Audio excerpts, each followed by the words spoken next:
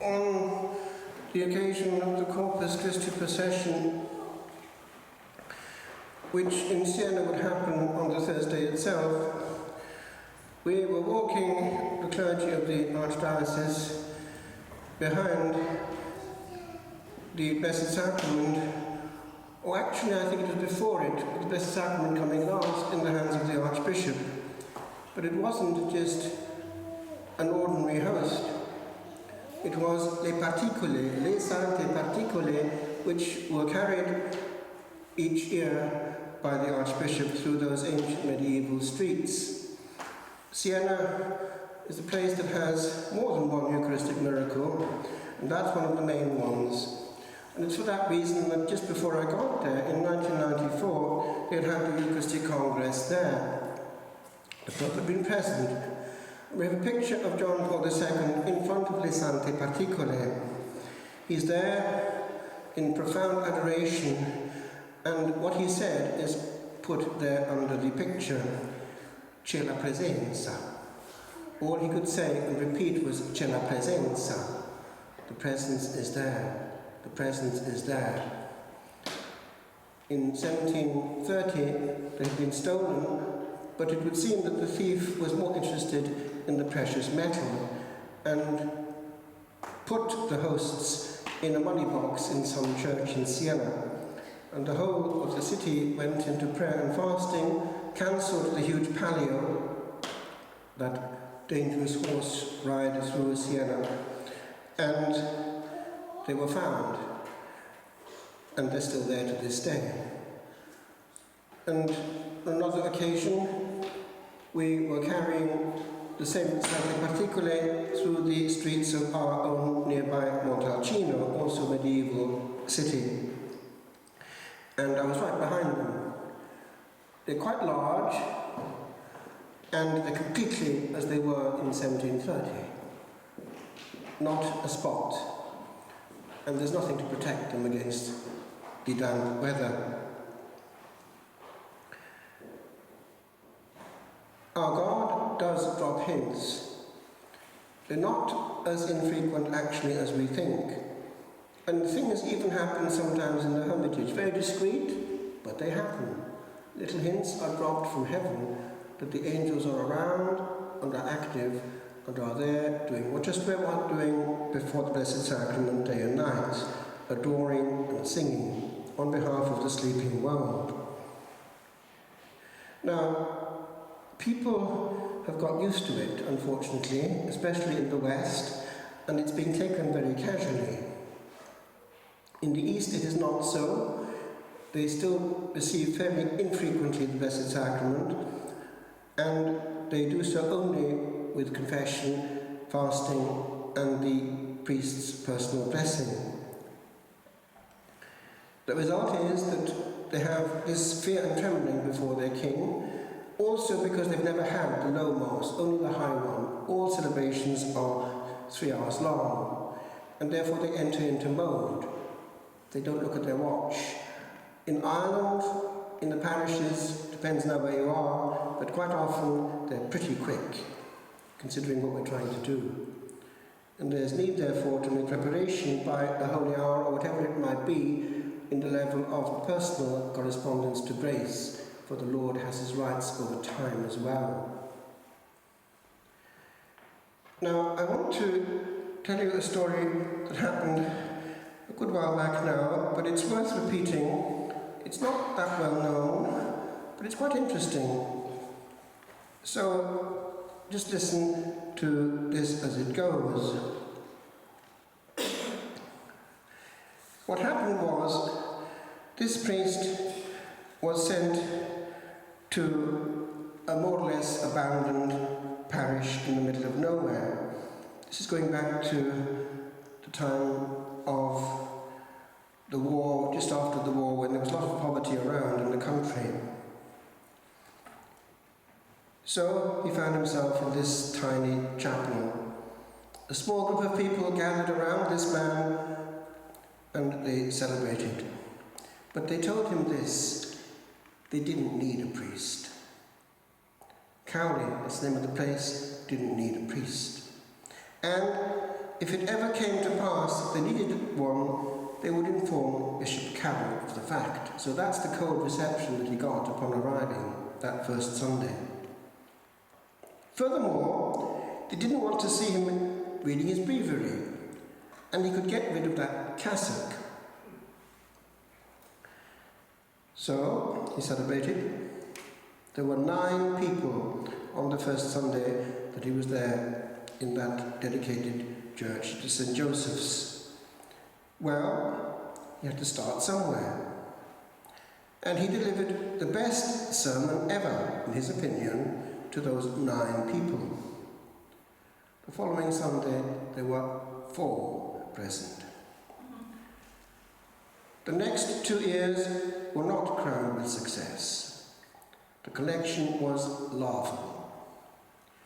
He could afford a loaf of bread, which he'd cut into 7 parts, 1 for each day of the week, and feasted on dandelion salad. Winter is especially cruel in that part of the world, and he'd find his blankets snow-covered when he awoke in the morning.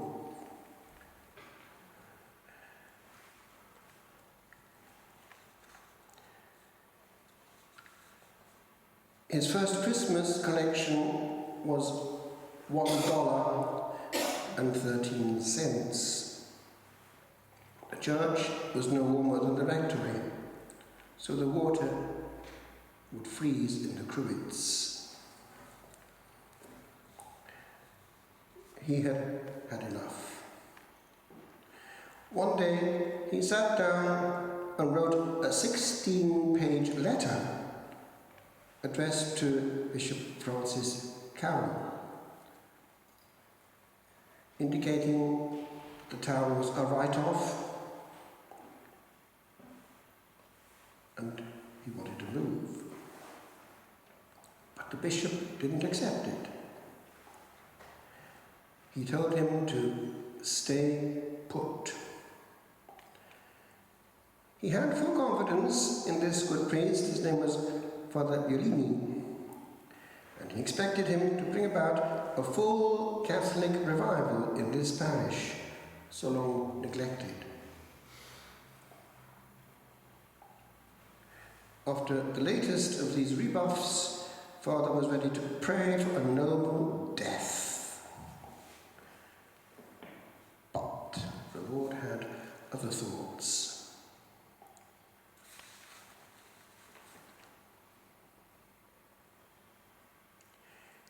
He was shocked when he came to church and found that the tabernacle had been split open and the consecrated hosts were scattered down the main aisle.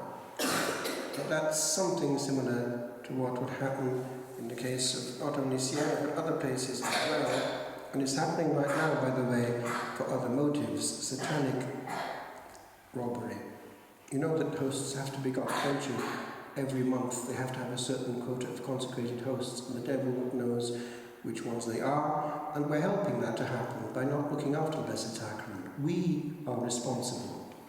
It's fairly easy to get hold of them now. I think you know how. So, one by one, he gathered them up, counting each one. They were all there, except the large benediction host, which he could find nowhere. Now, that reminds me of something that the good Archbishop in Siena, who ordained us, communicated to us one day. Somebody had come up to him with a consecrated large host, the Ostia Magna, already consecrated. He didn't want to say where he got it, he didn't want any fuss, but he was bringing it back because he knew what it was. What's going on there? It was raining. The grey sky reflected his anguish.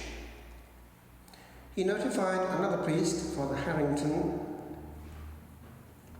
who quickly organised a search party of some 2,000 people. They searched everywhere. Yet none of the people of Cowley itself would help. The search party combed miles of Highway 3. The Royal Canadian Mounted Police picked up 2 suspects at Cowley and questioned them.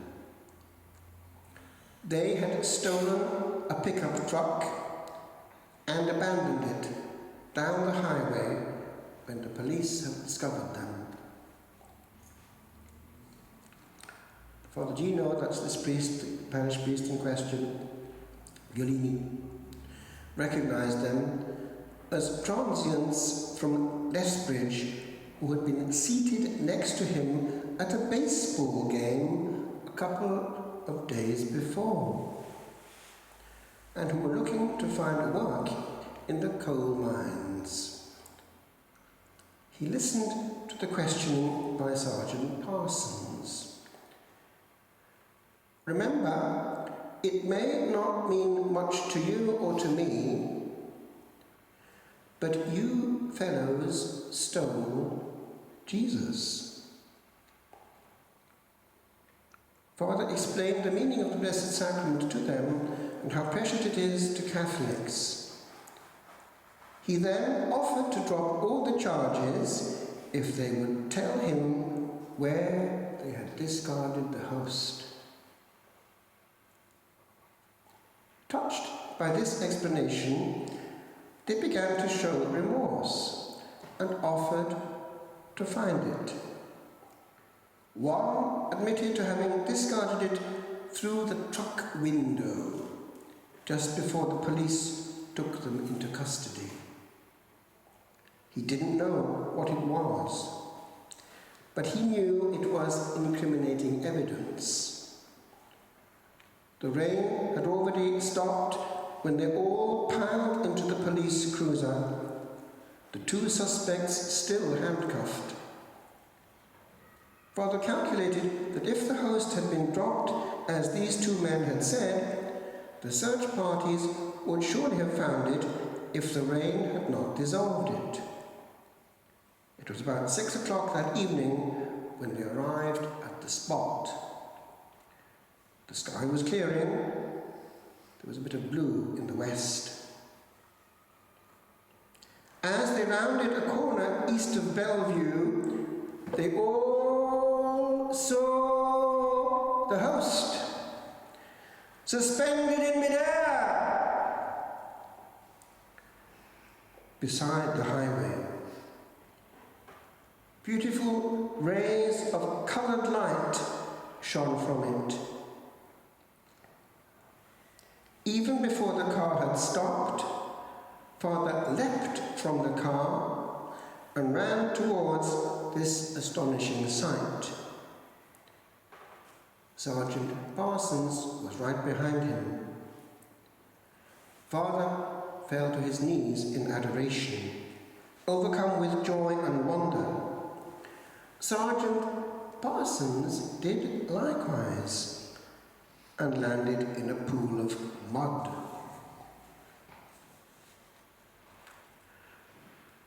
Father stood up and reached for the host.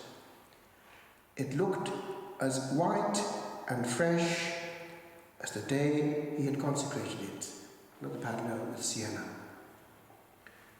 As he touched it, they heard, "Father Gino, please take me back to Cowley." Here was Christ on the road, asking to be returned to a desecrated church, to a parish that Father had long wanted to leave.